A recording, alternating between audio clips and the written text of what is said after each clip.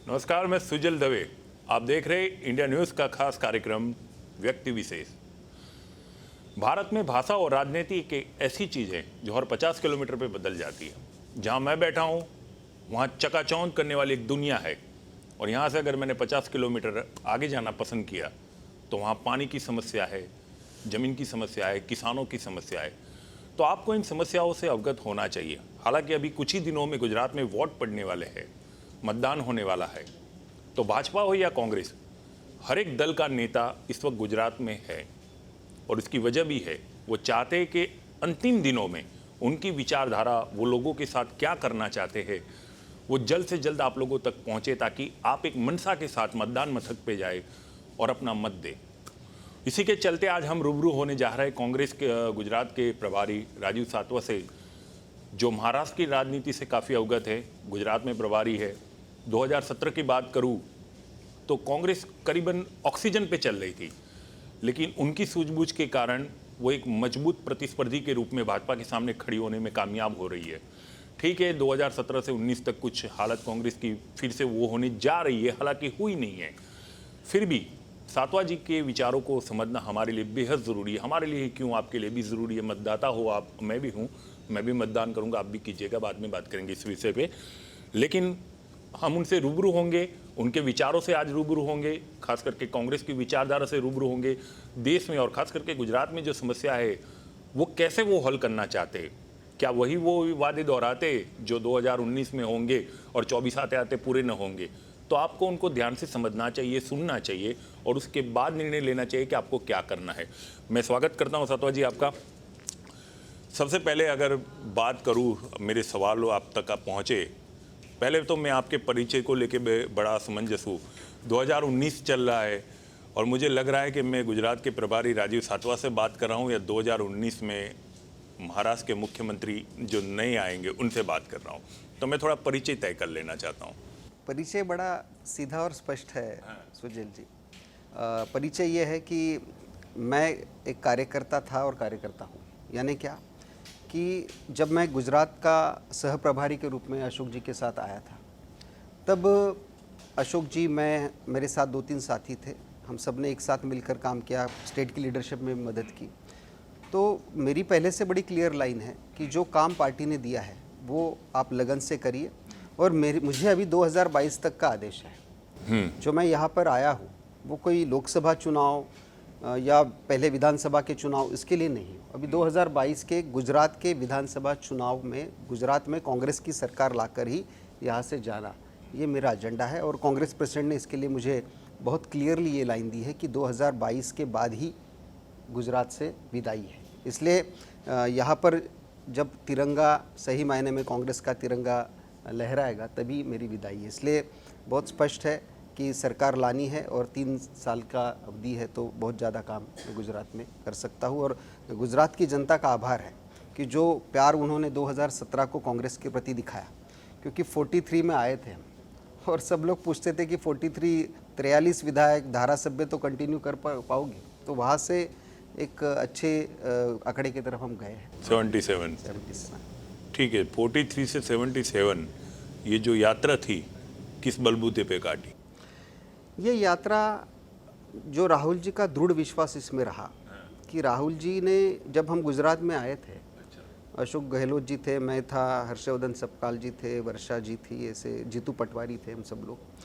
तब राहुल जी ने स्पष्ट कहा था कि गुजरात से ही हमें सही मायने में रास्ता मिलेगा। ये राहुल जी का दृढ़ विश्वास था। और आप देखेंगे कि हम राहुल जी को कह रहे थे कि कुछ जगह पर आप रैलीज करिए, तो उनकी वो लाइन थी कि वो गांव-गांव में जाना चाह रहे हैं। वो जो बस यात्रा उन्होंने की, और बाद में जो अपार समर्थन कांग्रेस के प्रति दिखा, हालांकि हम उसको पूरी सरकार में कन्वर्ट नहीं कर पाए, लेकिन गुजरात के जनता में जो कांग्रेस के प्रति प्यार है, और गुजरात की जनता जो भारतीय जनता पार्टी के जिस प्रकार से उनका कार्यकाल रहा है, हर वक्त आप झूठ बोलो, गलत बातें प्रसारित करो और उतनी इलेक्शन निकाल लो, ये एजेंडा इनका रहा है। और उससे कहीं ना कहीं अब गुजरात की जनता पूरी तरह से परेशान भी है। ये 17 में हम रिजल्ट में तब्दीली नहीं कर पाए। अगर हम 15 सीटें और लेकर आते थे तो सरकार बना सकते थे, तो हम कहीं ना कहीं कम रहे। लेकिन एक बड़ा क्लियर लाइन है कि लोकसभा चुनाव में ये दिख रहा है, शहरों में भी दिख रहा है, ग्रामीण क्षेत्र में भी दिख रहा है। और आपने जो शुरुआत में कहा कि आप अहमदाबाद से 30-40 किलोमीटर दूर जाइए, वहाँ का युवाओं से बात करो, वहाँ से किसान से बात करो, परेशान है, क्योंकि छोटी छोटी बातों के लिए परेशान है। और बहुत सालों से वादे होते आए हैं, वादे सिंचाई के वो रहे, वादे किसान के उपज को अच्छा दाम मिलने के रहे, वादे रोजगार के रहे, और उसमें कोई काम नहीं हुआ है। मैं अगर बात करूं तो भाजपा कह रही है हम 26 में से 26 लाएंगे। राजीव सातवा खैर वो तो नहीं कह रहे, लेकिन कुछ अलग ही कह रहे। तो मुझे तो सीट बढ़ रही है, या दोनों सही हो या दोनों गलत हो। तो राजीव सातवा क्या कह रहे हैं, कांग्रेस की क्या उम्मीद है? अमित शाह जी कहते थे कि 150 सीटें नहीं आएगी तो हम विजय उत्सव नहीं बनाएंगे, और बाद में 99 तक अटक गए, और उसके बाद भी प्रधानमंत्री जी को बुलाकर विजय उत्सव करना पड़ा। सेंचुरी भी पार नहीं कर पाए। इसलिए भारतीय जनता पार्टी का जो झूठ बोलने का ट्रैक रिकॉर्ड है, ये तो गुजरात की जनता को अब पूरी तरह से पता है। और वो विधानसभा के चुनाव में सही मायने में एक अच्छा लेसन के रूप में भी उनको वो दिया गया है। अब कांग्रेस की बात रही, हमने उस वक्त भी कहा था कि हम सरकार बनाने के कगार पर रहेंगे, नहीं बना पाए, लेकिन 77 तक उस वक्त पहुंचे थे। अभी जो प्लानिंग हमने किया है, उस प्लानिंग में हम 26 सीटें ताकत से लड़ रहे हैं। जैसे एग्जाम्पल लीजिए, उदाहरण के रूप में, कि गांधीनगर में भारतीय जनता पार्टी के नेता पर्चा भरने के लिए आते थे और उसके बाद वोटिंग को आते थे। अभी अमित शाह जी को यही घूमना पड़ रहा है, या प्रधानमंत्री जी को लगभग 10-12 पार्लियामेंट्री कॉन्स्टिट्यूंसी में वो जा रहे हैं। तो मामला बहुत क्लियर है कि ज़मीन तो खिसक गई है भारतीय जनता पार्टी से। हमने जो बूथ पर और ज़मीन पर जो काम पिछले 1 साल में किया है, और गुजरात की जनता का जो अपार समर्थन हमें मिल रहा है, यानी ये क्रेडिट कांग्रेस पार्टी का भी मैं नहीं मान रहा हूँ, ये गुजरात की जनता का ही समर्थन है, जिससे हमारा हौसला और बुलंद हो रहा है। ठीक है, आप कह रहे हैं भारतीय जनता पार्टी की जमीन खिसक गई, तो आपकी कहाँ बची है? आपके विधायक तो आपको भी छोड़ के जा रहे हैं। विधायकों को लुभा कर लेकर जाना, कई सारे नहीं, आरोप है आपके पास इसके रिगार्डिंग कुछ है, सबूत दिखाने पड़ेंगे। कई सारे धारासभ्य 2014 में भी गए, 2000 जो अहमद भाई का चुनाव था 17 का, हाँ। तो 14 लोग तो उस वक्त भी नहीं वोट करे थे। हाँ। और यही सवाल उस वक्त भी गहलोत जी से और भरत भाई से पूछा गया था कि भाई 14 लोग हो तो आपके अभी 14 लोग गए हैं, अब ये 43 भी कंटिन्यू नहीं कर पाओगे। तो 14 जो गए हैं, बाद में 4 महीने के बाद विधानसभा का चुनाव हुआ, 12 लोग तो दिखे नहीं, और ये गुजरात की जनता ने जवाब दिया है। तो मामला बड़ा क्लियर है। हाँ, हमारे धारासभ्य कुछ गए हैं, और भारतीय जनता पार्टी ने भी परिभाषा बदली है। मैं धन्यवाद देना चाहूँगा भारतीय जनता पार्टी को कि उनके सरकार में अगर किसी को मंत्री बनाना है तो उसका कांग्रेसी बैकग्राउंड होना बड़ा ज़रूरी है, ये इन्होंने तय किया है। और अभी जो उनके साथ कई सालों से निष्ठा से काम करने वाला धारासभ्य, कई सालों से निष्ठा से काम करने वाले जो कार्यकर्ता है, उनमें कितना दुख है कि भाई आप 3 लोगों को मंत्री कर रहे हो और तीनों के तीनों कांग्रेस बैकग्राउंड से है। तो भारतीय जनता पार्टी के जो निष्ठावान कार्यकर्ता है और धारासभ्य है, उनके मन में जो अभी दुख बन गया है, वो बहुत बड़ी बात है। और दूसरा, ये 2014 में नारा दे रहे थे कांग्रेस मुक्त भारत का, और भाजपा अब कांग्रेस युक्त तो हो गई है, यानी आपके ज़्यादातर मंत्री तो कांग्रेसी बैकग्राउंड से हुए हैं। तो इसका स्पष्ट है कि किसी को मंत्री बनना है तो कांग्रेस में तो आना ही पड़ेगा। ये लाइनअप बड़ा क्लियर उन्होंने बनाई है। चलो ठीक है, मैं इस चीज़ को मानता हूँ। जवाहर चावड़ा, कुंवर जी बावड़िया, मैं मानता हूँ उन्हें मंत्री बनना था, मंत्री बनने की लालसा थी, इस बात को भी मैं मानता हूँ। आशाबेन पटेल गई है, उस पर टिप्पणी ज़्यादा न करते हुए, क्योंकि अभी वो स्थिति नहीं बनी कि उस पर हम कुछ विश्लेषण कर पाए। लेकिन अल्पेश ठाकुर जो गए, आपके एक मजबूत नेता, युवा नेता के रूप में जाने जाते थे, उन्होंने जो आरोप लगाए हैं वो पूरी आपकी छवि को बदल रहे। उन्होंने कहा है राजीव सातवा मेरा सुन नहीं रहे थे। आप इस गंभीर आरोप को नकार नहीं सकते।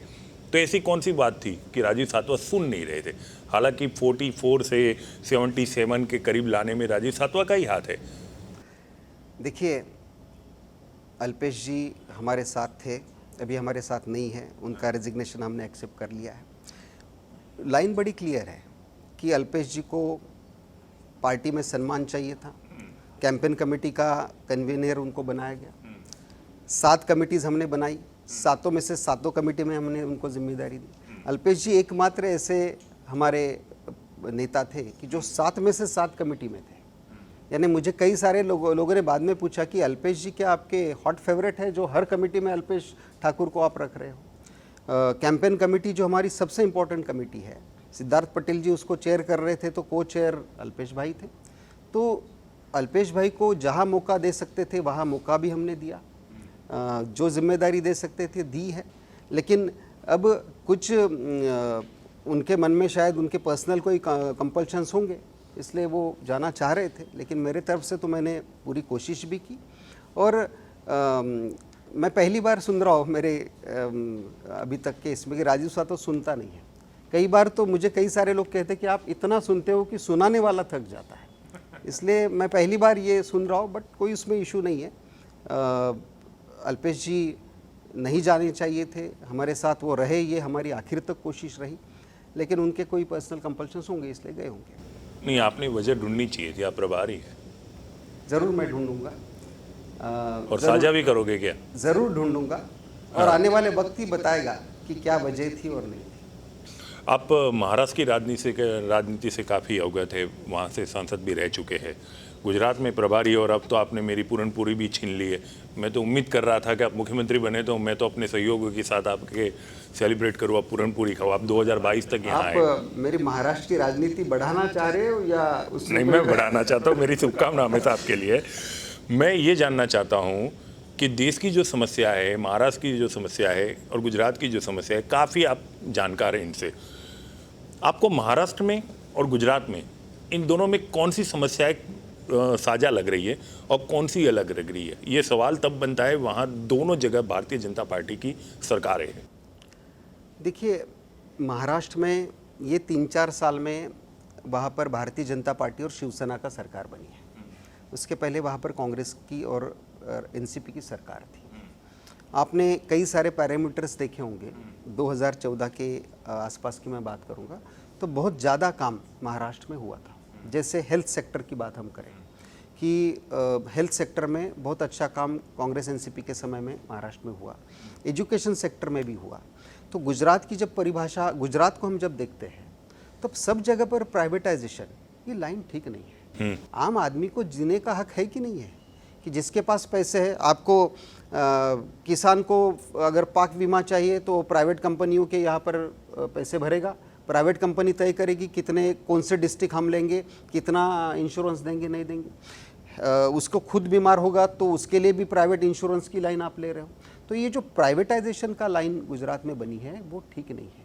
हमें गुजरात में एजुकेशन का इंफ्रास्ट्रक्चर में काम करने की ज़रूरत है। और जो कांग्रेस ने घोषणा पत्र में कहा है कि हम 12th तक का राइट टू एजुकेशन पर हम काम करेंगे, वही हेल्थ में भी, कि जो जब तक पब्लिक हेल्थ इंफ्रास्ट्रक्चर हम मजबूत नहीं करेंगे, आम लोगों को राहत नहीं है। और मुझे लगता है इसमें गुजरात में बहुत ज़्यादा काम करने की ज़रूरत है। मैं घोषणा पत्र और संकल्प पत्र पे आऊँगा। मैं पहले से बोल देता हूँ, मैं 15 लाख के बारे में कुछ नहीं पूछूंगा। अब तो गुजरात की जनता ने तय कर लिया कि वे हमारे अकाउंट में नहीं आने वाले 15 लाख, मैं छोड़ देता हूँ। लेकिन आपके घोषणा पत्र में 124 हटाने की जो बात कही है, राजद्रोह का जो आरोप है, आपको सही लगता है क्या? कौन सी सरकारें राजद्रोह का आरोप हटाएगी? इसमें देखिए, जो जिस प्रकार से चर्चा हो रही है वो गलत चर्चा है। ये हमने किया हुआ पहली नहीं है, ये बहुत क्लियर लाइन है। ये लॉ कमीशन के जो रिकमेंडेशंस रहे और लॉ कमीशंस का जो अपॉइंटमेंट्स जजेस की रही है वो भारतीय जनता पार्टी के कार्यकाल में हुई है। और उनके रिकमेंडेशंस पर जो लॉ कमीशन के रिकमेंडेशन आए उसके ऊपर हमने किया हुआ वो पहल है। और ये भारतीय जनता पार्टी को भी, उनका भी वही लाइन है, हमारी कोई दूसरी लाइन है ही नहीं। ये सिर्फ डिफ्लेक्ट करने की बात भारतीय जनता पार्टी द्वारा हो रही है। और ये लॉ कमीशन का रिकमेंडेशन है, ये कोई कांग्रेस की सोच नहीं है। और लॉ कमीशन के जजेस की अपॉइंटमेंट भारतीय जनता पार्टी ने की है। तो स्पष्ट अगर करना चाहिए तो लॉ कमीशन ने जो रिकमेंडेशन दी है उसके हिसाब से हम जाना चाह रहे हैं, ये हमारी लाइन है, उससे ज़्यादा कोई लाइन ही नहीं। और ये भारतीय जनता पार्टी के कार्यकाल में अपॉइंट हुए जजेस के रिकमेंडेशंस पर हम जा रहे हैं, बहुत स्पष्ट लाइन है, इसमें दूसरी कोई लाइन ही नहीं है। ये भारतीय जनता पार्टी की भी लाइन होगी आपके इन। ठीक है, राम मंदिर का मुद्दा लेकर बार बार भारतीय जनता पार्टी सत्ता में आती है, कांग्रेस का ये आरोप है। मेरा सीधा सवाल इसी के ऊपर है, क्या राम मंदिर का मुद्दा कांग्रेस क्यों नहीं उठाती? क्या आप हिंदुत्व में नहीं मानते क्या? सवाल बहुत क्लियर है। हाँ। देखिए, भारतीय जनता पार्टी ने 2014 में कई सारे वादे किए, 5 साल में उसमें काम नहीं किया। अब हमारे लिए, आज आप पूछोगे तो हमारे लिए सबसे इम्पोर्टेंट मुद्दा अगर कोई है तो जो युवा बेरोजगार है उसको रोजगार कैसे दे।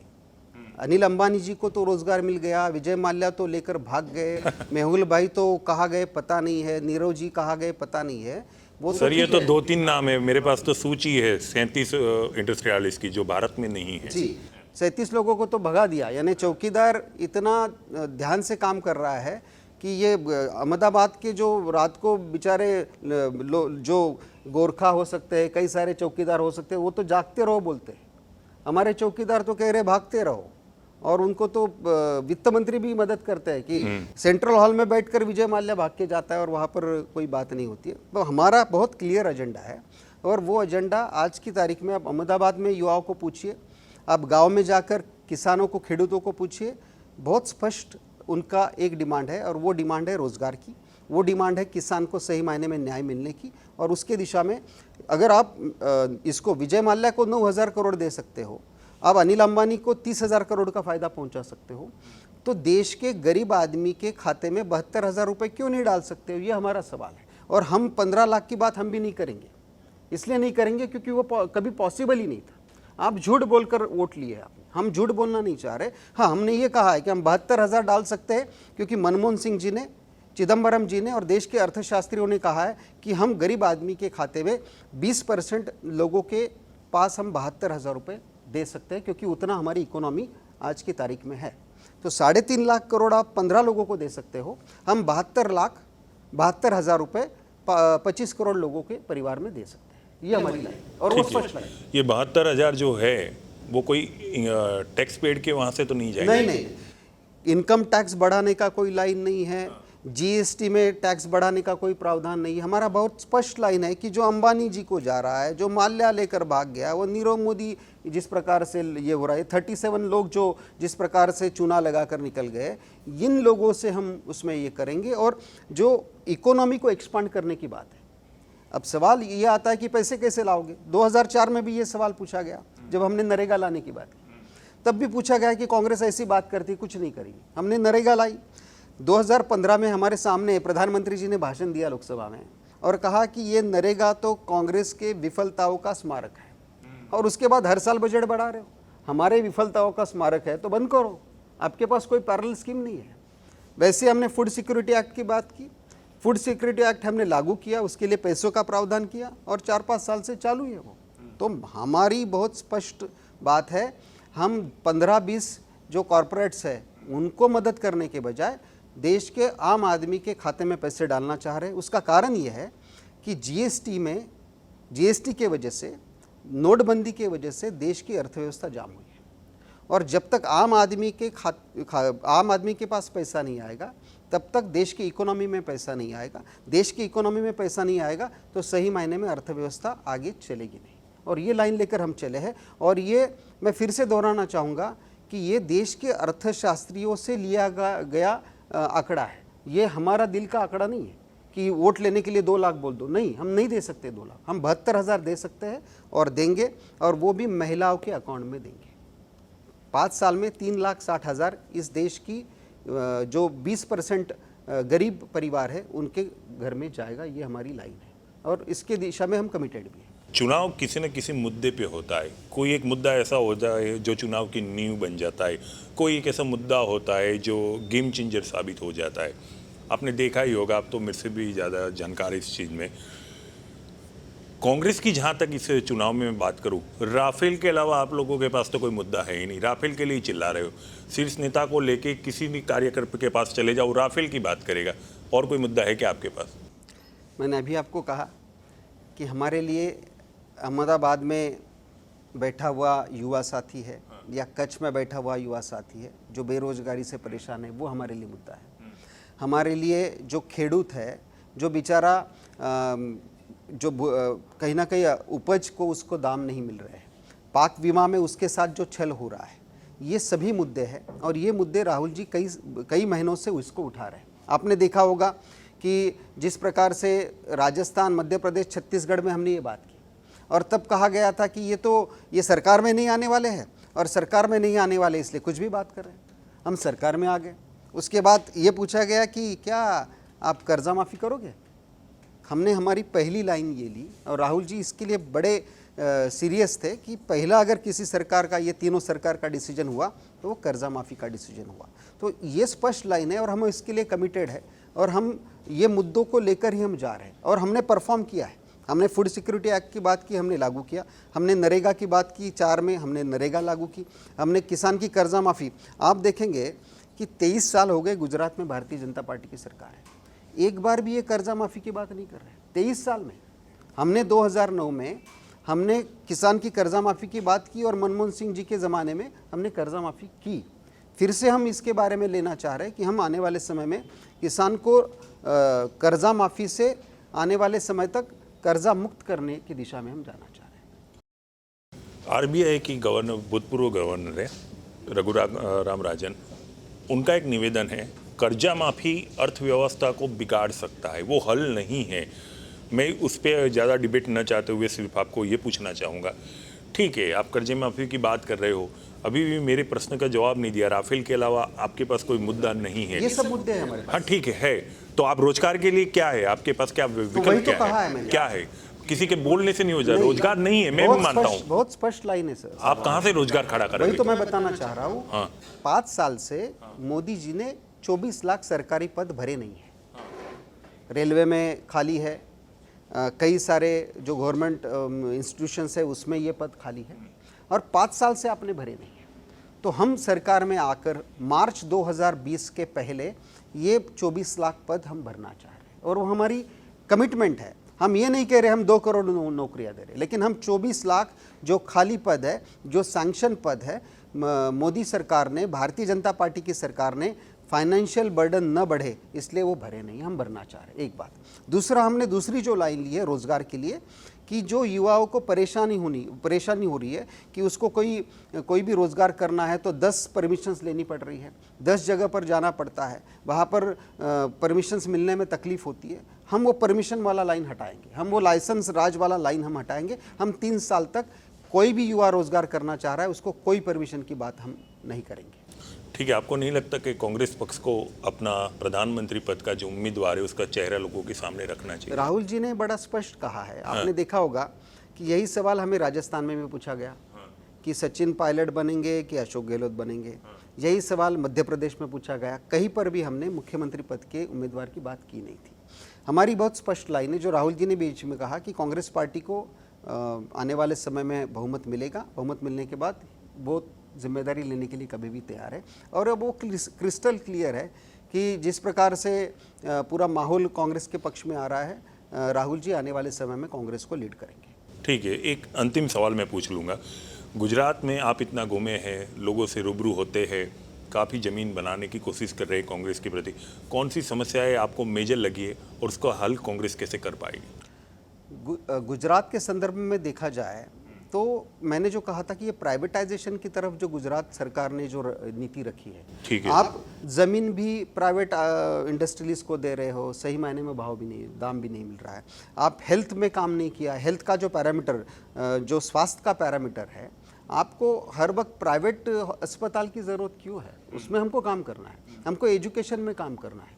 ये जो शहर के आसपास की चकाचौंध है, इससे आम आदमी को राहत नहीं मिल रही। उसको अच्छा हेल्थ, अच्छी स्वास्थ्य सुविधा चाहिए, उसको अच्छा एजुकेशन चाहिए और आने वाले समय में सही मायने में युवाओं को रोज़गार के अवसर हम तैयार करें। हम बड़े बड़े कॉरपोरेट्स को मदद करना है तो आप करें, लेकिन जब तक आम आदमी को मदद आप नहीं करोगे तब तक सही मायने में लोगों का भला नहीं होगा। और हम लोगों के मन की बात सुनना चाह रहे हैं और लोगों के मन में यही बात है, रोज़गार के अवसर पैदा करो, जो किसान के मन में दुख है उसमें काम करो, वो हम वर्कआउट करना चाहिए। बहुत बहुत धन्यवाद सातवा जी, हमसे बात करने के लिए। आपके और कांग्रेस के लिए आगे जीवन में, राजनीतिक जीवन के लिए ढेर सारी शुभकामनाएं। तो ये थे राजीव सातवा, गुजरात कांग्रेस के प्रभारी। उन्होंने काफ़ी अच्छी बातें की, रोजगार को लेकर बातें की, 72,000 के लिए बातें की, जो सवाल उठ रहे थे उनके जवाब देने का एक प्रयास किया है।